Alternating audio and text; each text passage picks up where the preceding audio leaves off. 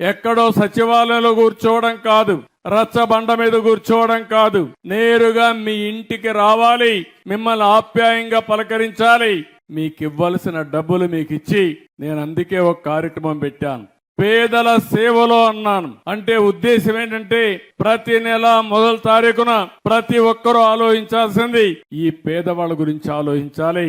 వాళ్ళు ఆలోచించడం అంటే వారి ఇంటికి వచ్చి వారి కష్టాలు చూస్తే వాడు పడే కష్టాలు మనకు అర్థమవుతాయి. దానివల్ల ఇంకా బాగా చేసే అవకాశం వస్తుందని చెప్పి కూడా నేను మీకు తెలియజేస్తున్నా. అందుకని ఇలాంటి పవిత్రమైన కార్యక్రమానికి శ్రీకారం చుట్టాం. ఈ రోజు నేను ఒకటే మీ అందరికి విజ్ఞప్తి చేస్తున్నాను, నేను కష్టపడేది మీకోసం. నేను ఎన్నికల కంటే ముందు ఒక మాట చెప్పాను, పేదవాళ్లకు న్యాయం చేస్తాను, కష్టపడి సంపాదిస్తాం. కష్టపడి సంపాదన చేయాలంటే అభివృద్ధి జరగాలి, సంపద సృష్టించాలి, దానివల్ల ఆదాయం పెరుగుతుంది. పెరిగిన ఆదాయాన్ని మళ్ళీ ఈ పేదవాళ్ళకు ఖర్చు పెట్టడానికి నేను నిరంతరం శ్రద్ధగా ఉంటాను, నిరంతరం శ్రమిస్తానని చెప్పి మరొక్కసారి మీ అందరికి హామీ ఇస్తున్నా.